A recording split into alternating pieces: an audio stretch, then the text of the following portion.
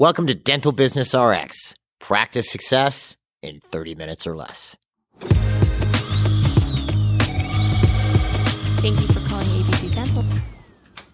If you're a dentist in private practice, you've probably heard of implant funnels. Now, you may be using one of these.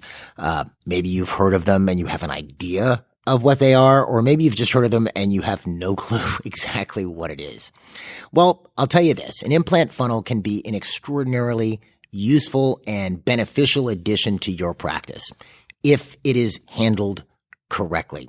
So what we want to talk about in this week's episode is what an implant funnel is, who should be using implant funnels, and the points where they tend to not work and how to make them work. My name is Jeff Bloomberg, and I'm your host, and I'm joined this week again by Dan Brown, who's a partner at Bloomberg Digital, as well as a senior consultant here at MGE. Dan, you're over there. I see you're all connected. All good. Not saying hooked up anymore to my guests because I know they're hooked up. I hooked them up before I went on. Right. It just, I didn't know what else to say for, 3 years. Took me, it's kind of slow on the uptake.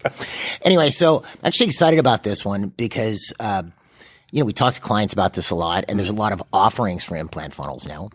And I've seen some people have roaring success with it where they make, from one funnel, $100,000, $200,000, $300,000 a month. And I've seen people who have gone completely bust with them. Yeah. So thank you for joining me this week. Thanks for having me again. And just if you're not familiar with Dan, Dan's been a guest on the show before.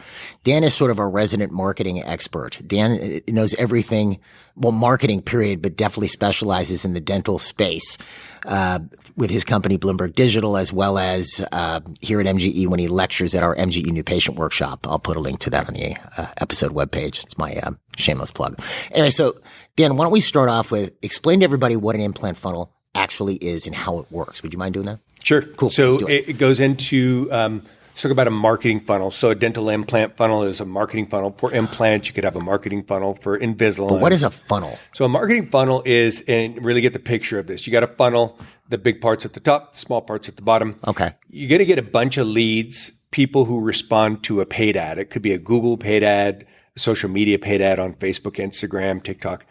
And you're going to get a bunch of people that respond to that.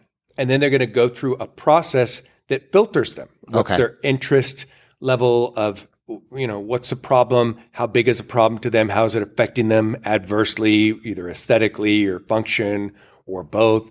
And it asks a series of questions. And as they go through this, they're going to, at some point, if they're not really a valid lead, they're going to kind of bounce out of that. They're going to say, no, I was just kind of poking around. I was just kind of wasting time. I'm not really serious.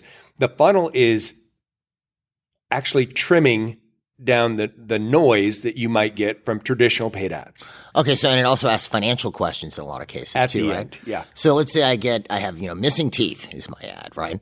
And then 100 people click, missing teeth, click, and then it starts asking questions, right? So, how many? For how long? Have you seen another dental specialist to get this checked into? How is it affecting you adversely? Is it physical or is it cosmetic or both? Walks them through a series of really, personalized questions, and it directs them. It changes direction, based off their answers and such. Towards the end of it, how interested are you in resolving this now, sometime in the near future, sometime possibly in the future? And then at the end of all this is, how would you be handling this financially? Would you need help financially with, credit options? Great. What's your credit score? It's actually getting down to where are we with this person and how interested is that person? Okay. So then they get to the end and you now have, so that we started with 100 people and, various people are filtered out. Some weren't missing any teeth, so they got bounced right away. Right. Thank you for answering that question. Goodbye. Does the funnel ever kick people out? Doesn't really kick them out. Okay. It'll just, they'll generally kick themselves out. They might not complete the funnel and they might want to try to press submit and doing so when the form is completed and submitted, that then goes into a system that then grades that. How hot is this lead or how cold is this lead? So now, and you said something interesting there because because we had you on about Google pay-per-click ads. Yep. 99% of the time you're getting a phone call off a pay-per-click ad. You get an occasional form lead. Yep. which most people forget that they actually get because the landing pages are built in with those. check. Yeah, I know. But with this, you're always, for the most part, and I assume you could get a phone call somehow, You can. but for the most part, these are form leads. These are form leads. So now, if you wouldn't mind, right? Because again, maybe everybody knows this and whatever, and I'm asking you to explain stuff everybody knows. I found that not everybody does, right? At least from guys I've talked to. So let's say I go through this funnel and I meet all the criteria, and then I fill out my name. Yes, I would like to get this resolved right away, blah, blah, blah. Does it ask me if I want a consult or some kind of a thing? Doesn't really go there necessarily. Okay. But it does say your next step would be. Okay, so then I fill out the form, Yep. and it gets submitted to, let's say one of our listeners' offices who's using the funnel. Sure. Okay, so they get the form. So are they gonna? How are they gonna get this form? Is it an email, or how are they gonna get it? They're going to get alert. So, that, at Bloomberg Digital, when we run this thing, we have an alert system. We set it up that's practice specific. It could be text message and email. And obviously they have a dashboard for all these things. So you make it all of that, none of that, some of that, lots of people, one person. And on this form or dashboard, right? Because I've seen your guys' dashboard, I like it. Yeah. Because what I noticed that was interesting is there's ones that didn't meet the criteria, so you get those names too. Yeah. Like cool. Yeah. And then here are the people that actually met the criteria to be considered a valid lead. That's right. Yeah, because what is it people are always complaining about? I want more quality new Qualified patients. leads, yeah. Yeah, well, this is about as qualified as a lead as That's you can right. get. That's right. So I then see, okay, this is a qualified lead. So now at this point, I have a contact info, I have a phone number, I have a cell phone, I have an email, etc. This person wants a consult. I have to reach out to them, correct? Quickly. Yeah.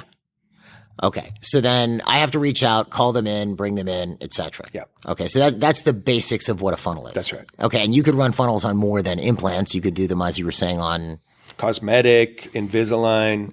A funnel can be for anything. Again, you're taking a very specific point of interest, a problem, a condition, getting that person's attention on that. And I wouldn't necessarily do a funnel for a general office visit or a cleaning because of the cost of this.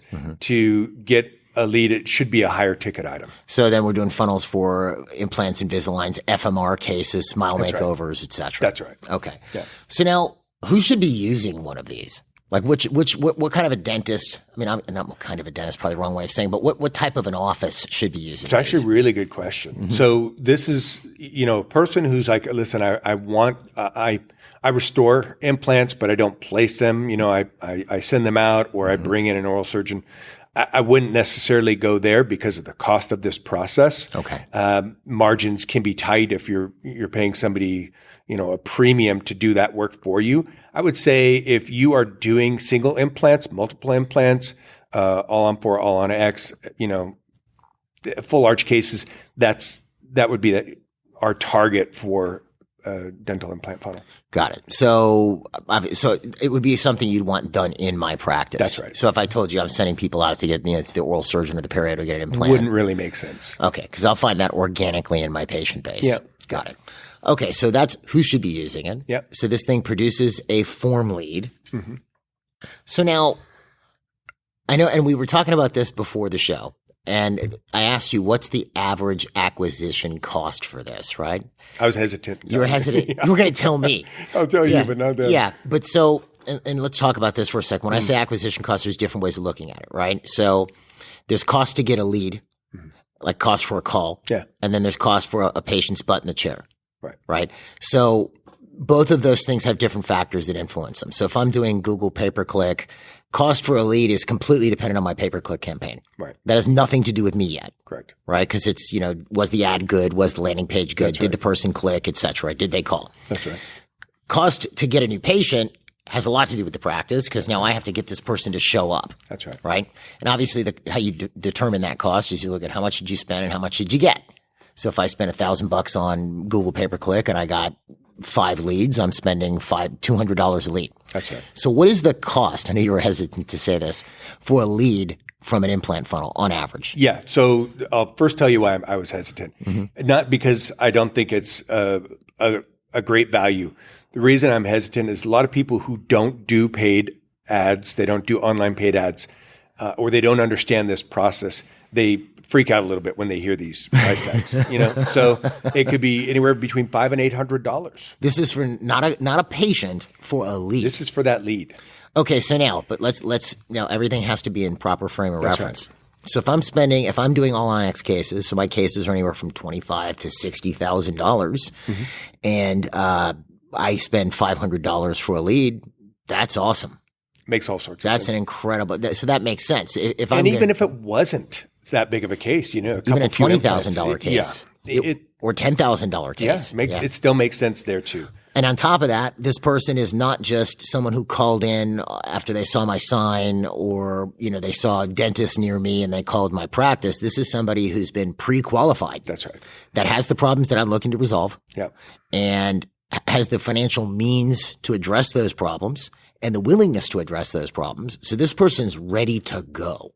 Yeah, this actually goes around the big pain point that you and I talked about on that other episode about paid ads. And in one of the main things we hear from dentists is, I'm getting a bunch of, unqualified leads from my paid ads, which is going to happen. Sure. It's going to happen. Even on this, it's going to happen. You're going to get people who, don't fill out their credit score. That's kind of a bad indicator. Or falsified it. Or they falsified it.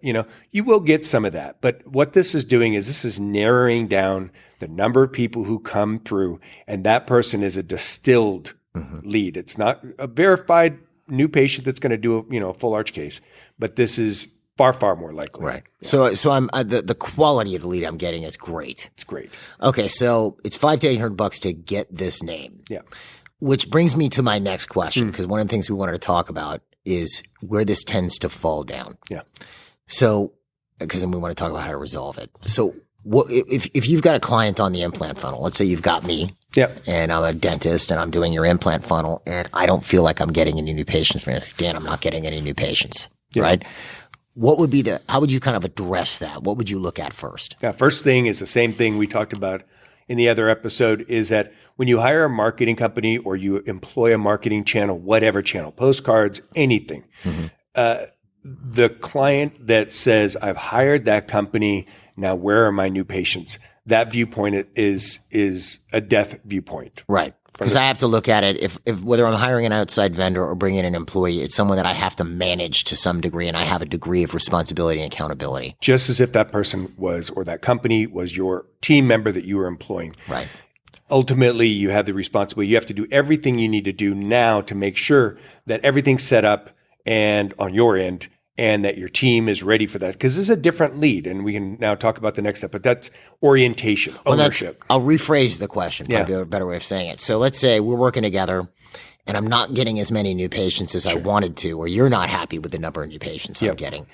How are we going to debug that or troubleshoot that? Like, where are you going to start? Good. So after that, the next point we start looking is, how are these leads being followed up? So that, because I'm getting leads, that's the first thing you'll notice. Yeah.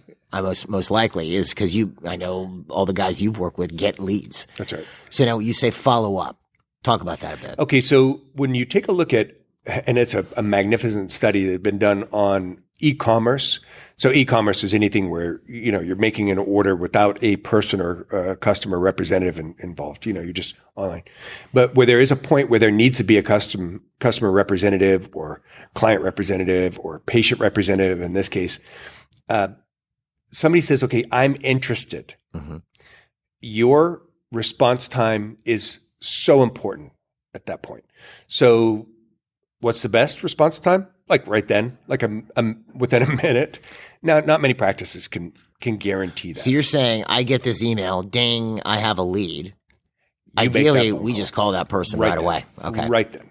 And especially when you realize how much you just spent for that. Well, that was the reason I asked you that question, or because I knew this obviously before we started, is to give people the idea, if they're doing an implant funnel, you're spending $500 to $800. So if whoever is in charge of calling these people in, if they're doing a bad job, muffing it somehow, or not calling for a day or two, or not calling at all. Or otherwise occupied because they've got all these other functions and they can't get to it. Right. It's not necessarily malice. But you've just basically taken $500 to $800 and lit it on fire. That's right. Yeah. That's right. So you can't get to it immediately, get to it within minutes. Can't get it to it in minutes. You better be within the hour. The fall off rate from a time perspective and, success is logarithmic. It's fantastic how if you jump on it quickly, your chances of getting that person in and engaged and then appointed and in the practice compared to leaving that. So that's the first point. At what point does one of these leads, so let's say I responded Monday at 1 o'clock. At what point, because ideally I'm being called at Monday at 1 o'clock and 30 seconds, right? Or 1:02 or something. Right. At what point does it become very difficult to get me in? Okay, well, I'm going to say this, is that, there's a lot of answers to that question. And we have seen it where clients are following that person up at the end of the week or even the next week, and they still have success. Sure, but there's always going to be outliers. And I hate saying that because people say, well, okay, if we can't get to it, but I'm going to maintain my stance. I think that's the logic associated with base jumping most of the time. Well, that guy didn't die, so I'll be fine. Yeah. Anyway. Yeah. So, and that goes back to, okay, somebody would commonly say, well, we were busy. The person who handles this, she's got lots of different functions and stuff. And that's where I say, okay, this is where you now need to go. Okay, I need to add somebody to the team. I need to have somebody assigned as a new patient coordinator. And this won't be their only job. This is the person who's going to run around and get your Google reviews, get your before and after photos, help you with the testimonial videos. And they don't have to be a genius on this. They have to be good. They have to be trained. They have to go through the MGE system and the DDS success videos. But that's like 15, 20 hours worth of training. And that person's an amazing diamond at that point. As long as they're almost spending, sorry to cut you off, but they're almost spending the salary for 100%. One of these people on one of these leads. That's right. Yeah. So don't cut yourself short here by not putting, the reinforcements in place that need to be there. Get that person trained. We have the whole training lineup we work with our clients, and here's the DDS success videos to watch, and here's probably the seminars to attend from MGE, and it's all laid out. I mean, it's a very easy runway for that person to get off the tarmac and into motion productively. When I'll put the link to, are you talking mainly about receptive phone skills? Phone skills for DDS. I'll put that at the link to that on the episode webpage if people want to see that. That's right. So the first fall down point is no or poor follow up to these leads. Immediate response. So time associated with it. Okay. And then next is, okay, what is that person's ability to reach that person and then engage with that person? Okay, so I called him 2 minutes later, but it's a hi, and it's robotic or it's not. This is not your. Hi, I just moved to the area, which again should be handled with, a lot of, intimacy and personal care and practice culture and stuff. But this particular thing is you're right in there on the questions. I've got your form in front of me. So tell me, how is this impacting you? Are you professional? Like you said, it's cosmetic or aesthetic. Tell me about that specifically. We have a whole list of questions. I've got some of them here. They're just interesting. How do you engage with that person to make this very personal? What's the one thing that a person will talk about all day long?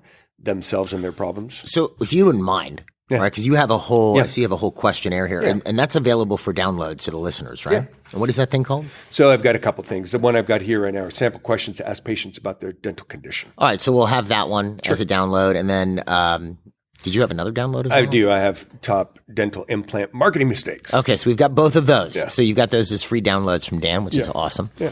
And I'll put a link to those on the episode webpage.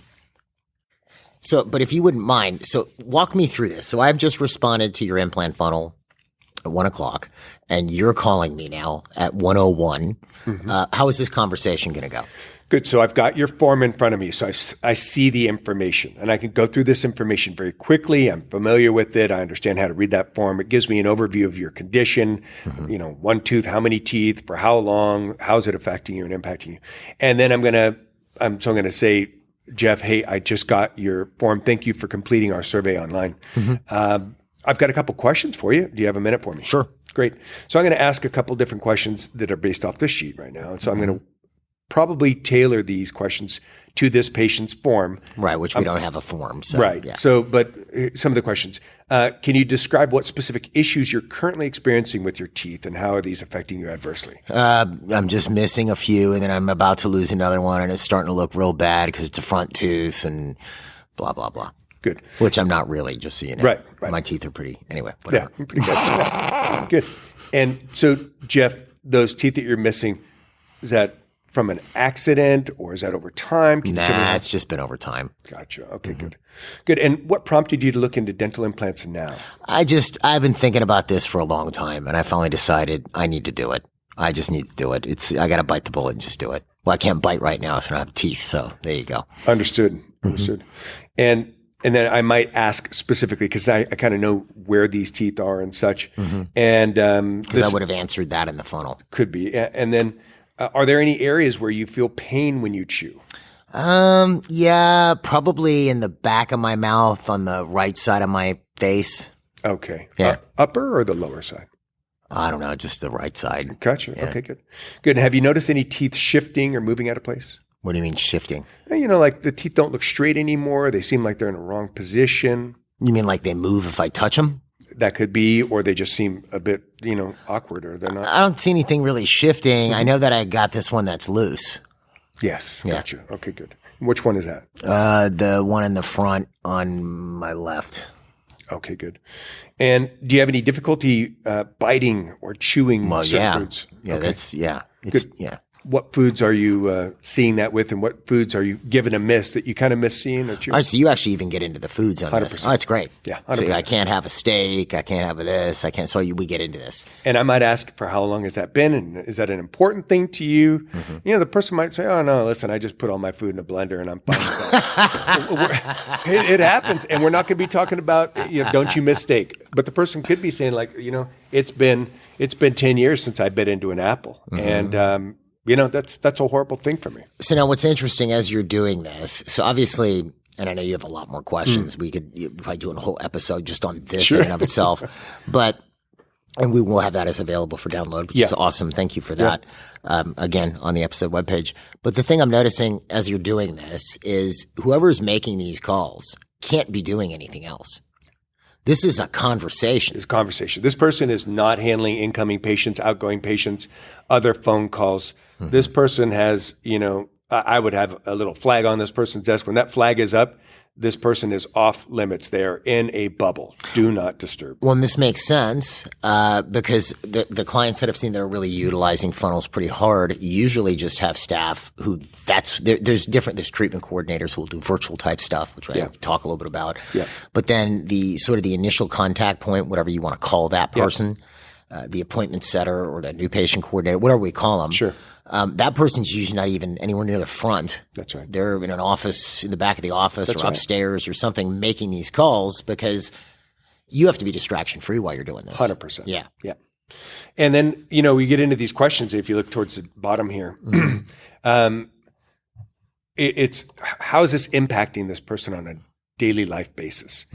And so within 15 minutes, you've got this person pouring out their feelings, their emotions, their, upsets connected to this condition. And you're establishing, is this a desperate situation in the eyes of this person? Doesn't matter what you and I think. Like how motivated are they? How motivated are they?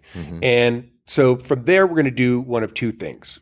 We're going to either now set up a virtual consultation, which would be done over video, like a HIPAA compliant video chat, like doxy.me. Isn't Zoom HIPAA compliant? Zoom, there is a Zoom healthcare version, which is pro. It's each of those are $25. Sure. So kind of the nice thing about doxy.me, I don't like it as a platform. It's not as easy to navigate as Zoom for me. But from an end user perspective, doxy.me, you just send them a link. They don't need to have Zoom installed. They don't, So it's nice for the person on the other end. Especially if you're dealing with the 55 plus community and they're technology challenged and they just press a link on their phone. So that is a virtual consultation where we kind of go through this a little bit steeper, a little bit deeper. We're going to go into similar questions and now walk through the process and options and stuff virtually. That person doesn't need to travel to the office. Right. You don't need to take up the doctor's time. We don't need to do a scan. But we're again establishing with that individual, how serious are they about this? And how do we develop their interest even further into moving on this now? Yeah, and it's interesting because we have a few clients who do this. Obviously, Dr. Filliman, who's been on the show before, is sort of the master at this. Yeah. This is a whole process he developed during the initial COVID stages, where you couldn't really see people as frequently.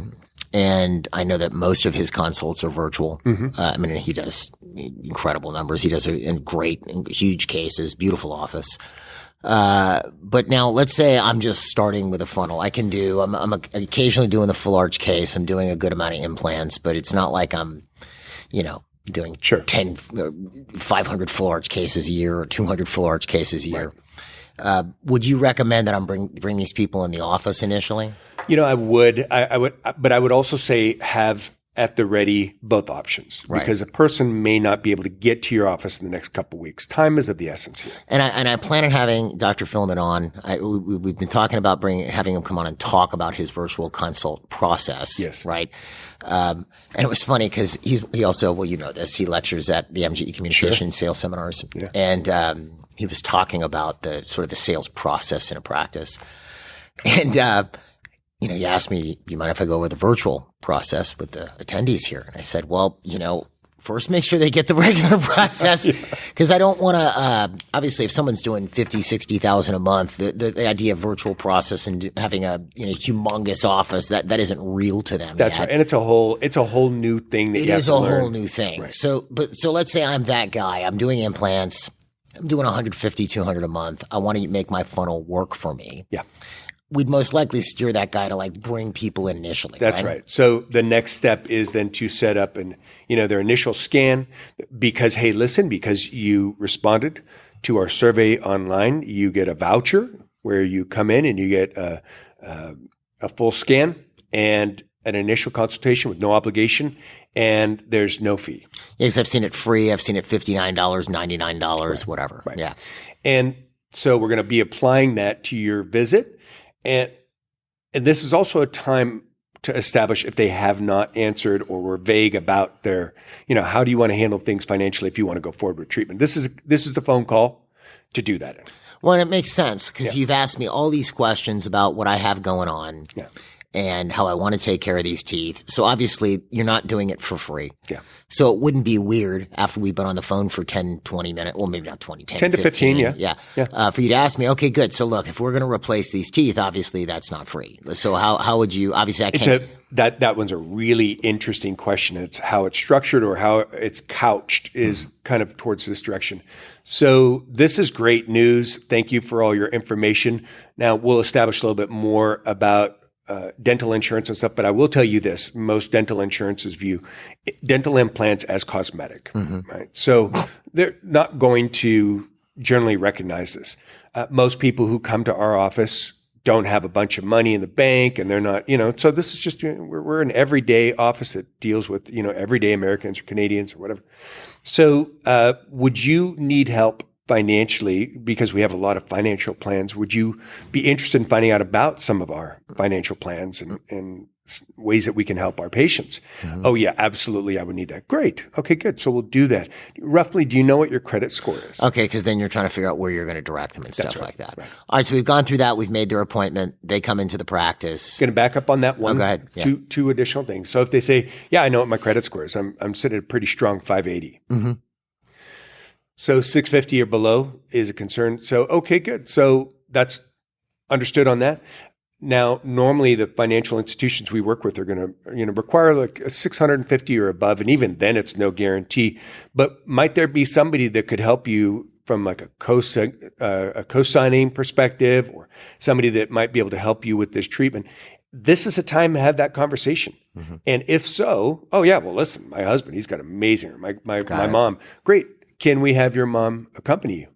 This is a good time to put that in stone. Makes sense because you're not adding more time. That's right.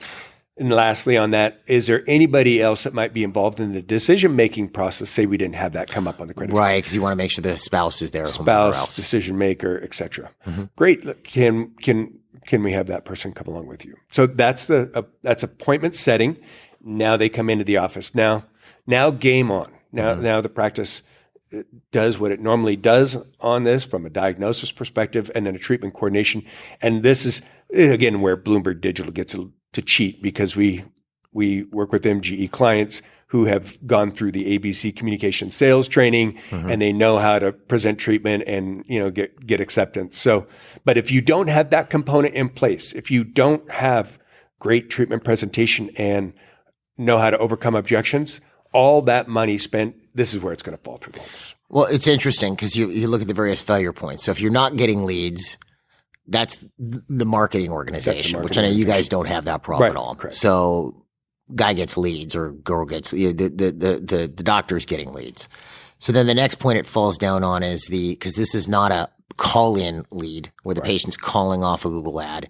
This is a lead you have to call. Yep. So then it's response time. Yep.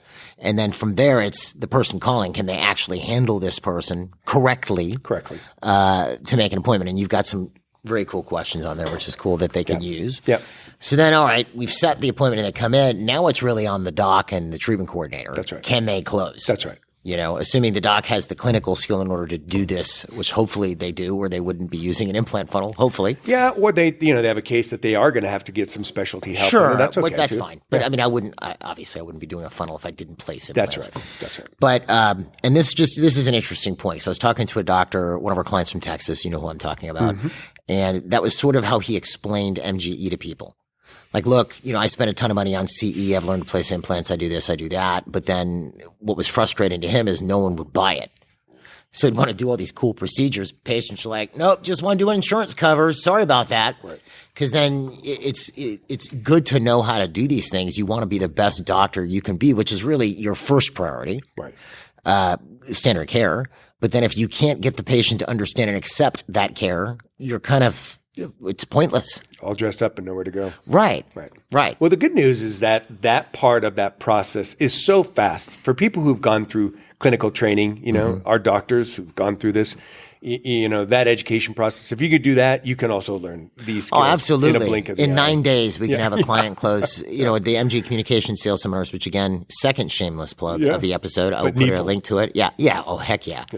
I mean, I know the average increase for a client is close to 300 a year, first year. Right. The fact that I ever have to market these always makes me laugh. It is funny, isn't it? It is funny. Yeah. But that's obviously an important component because if it's falling down when the patient comes in the practice, that's right. And again, a person is going to be happy to, when something goes right, they're going to be happy to go, look what I did. And if it doesn't, it's, well, the patient had a low dental IQ. Right. This patient was bad low lead. quality. It was a bad lead. Right. Yeah. Right. All right. And then there's one other point. Yeah. So not everybody's going to close right then and there. Of course not. So follow-up. Mm-hmm. Follow-up is huge. And this, again, is why you need to have that resource, that person who initially did the setting, we call the setter. Mm-hmm. They reached out to that lead. So the person calling the person we're calling a setter. You're calling a setter. Okay, like an appointment setter. Yeah. Got it. Okay. Yeah. Got it. Yeah. And, you could say that's the function they're doing. That might be your new patient coordinator. That might be your virtual treatment I coordinator. just didn't know the name. That's probably Yeah. So the setter is jumping on that lead the second that form comes in, is doggedly chasing that, not being annoying, but being persistent because people are busy, especially these people who've, they're financially qualified to do it. They have lives, they have things, there's something they just did. They just bit down on something. They just missed out on a great meal. They just missed out on a great event in life. They just saw their family photo and they were the only one who wasn't smiling, or they looked ridiculous. Something impinged on them severely to get them to do something about it, and they clicked on your ad. Well, it's funny, again, not to sidetrack, but because I was just talking to our marketing director here yesterday. Yeah. Because you see the changing, marketing changes. Obviously, you know this over time. And people are so blasted just blasted continuously with messages. Advertising messages and things to distract their attention, especially now with social media and TikTok and this and that, whatever. So if you've got that, just to speak to your point of immediate follow-up, if you don't, you have their attention right now. Right. I for whatever reason, they care about their teeth right this second. Right. So take advantage of that. Right now. Don't wait till they're worried about this or that happened or something else is going on. That's right. Yeah. They get home and they got a plumbing issue. Something crops up. Roof's leaking or something. That's right. Yeah. So just as doggedly as you jump on that and maintain with that person until that person is established as, not a current lead, in which case they will still be followed up on because they responded to the survey. So because I imagine over time, I'm going to be building up a sort of little database of all these leads. Right. And there's people who didn't appoint, didn't ever call back. That's right. So we're never going to get rid of that. But, or they have appointed now, they came in, they went through the process, maybe they closed, but maybe they didn't and they couldn't or something was going on. And we follow that up. And we follow that up with a 4-part process, which is a phone call, a voicemail, a text message, and an email. Okay. And then a phone call, a voicemail, a text message, and an email. So let's play a couple scenarios out, right? Which maybe, and we can get into, obviously, folks, if you're listening, you want more specifics on this. I'll put, Dan, we can put your email address 100%. as a link. Yeah. But frequency of follow-up. So let's say I came in, didn't close for whatever reason. Oh, I'm leaving the country for 3 months or whatever. I'll call you guys when I get back. Yeah. How frequently are you going to follow me up when I've gotten back? Sure. Well, even while you're gone, I'm sending you emails of testimonials, links to our testimonials. Hey, it was really great meeting you. Here's just, some inspiration. So this is a process. This isn't just like, hey, Jeff, you ready to do this yet? No. This is a whole, we might call it a drip. That's right. Drips and funnels. Yeah. Well, listen, it's a marketing liquid term. measurement and liquid kitchen implements. That's right. But yeah, like a drip is for those listening, it's a series of emails, right? Yeah. So then this is a whole process. This isn't something we're going to roll out on the podcast, like every letter or whatever. But this is whole. So this might be a testimonial, it might be this, it might be that, and these all have a place. That's right. Okay. And then, but and I might be going to the bank to check my financing options for bank, and that's going to be 2 days. And so I might get a testimonial video and a thank you for coming in. It was great meeting you, and then a day for them to go see their bank, and then I'm going to follow up with that. But we are following up, and we are following up a lot. People say, "Well, how many times, Dan? How many times are we going to follow up with this person?" Yeah, you'd like every other day. But the interesting thing there too is because people think that with patients, well, we've called this patient 10 times and they haven't scheduled. Yeah. And the last time they were in the practice was 2 years ago. I mean, I'm not going to call them every day because that'd become a pest, right? Right. But I'm going to call them maybe once a week Sure. or whatever, or however frequent I can. Right. Probably until they schedule or tell me to stop calling. That's right. Yeah. What a flattering phone call. Would you guys stop texting me? Great. Absolutely. We want to. We were just waiting for you to call, and here you are on the phone. Great. Let's get you scheduled. That is such a flattering, phone call. That complaint right there, is a great comment on your person doing the follow-up. Interesting. Yeah. Okay. So this is more like a proprietary follow-up system you guys have. And people have questions they can ask you about that one. Sure. Okay, good. Well, this was great. Yeah. This I feel thoroughly fully steeped in the whole funnel process now. Yeah. If you have questions, obviously we put the links to this, you have these 2 handouts on implant marketing mistakes, as well as sort of the questions to ask a new patient. And that you can use those questions for any new patient as part of their intake. That's right. And those are available for download, no charge on the episode webpage. We also have the links to the different services we mentioned. And I know you guys do an implant funnel. So if guys have questions about that, I do know clients that are using it and are having dynamite success. Yep. So, but I know that you guys are very selective about, like, you're making sure it's, in other words, make sure it's a right fit for that. The fact that a person can pay for it isn't the barrier of entry. Yeah, that's not the quality. Is it worth doing? Yeah. For this person? For that person. Yeah. No, that makes sense. Yeah. So if you have questions about that stuff too, you can email Dan. We'll put that email address on the episode webpage. And I think we pretty well hit it on the head here. Yeah. Yeah, we're good. Dan, thanks so much for being here this week. And folks, if you have any questions, we'll put the links on the episode webpage. But if you have any questions about MGE, you can find us online at mgeonline.com or call us at 800-640-1140. Have a great week, and we'll see you the next episode.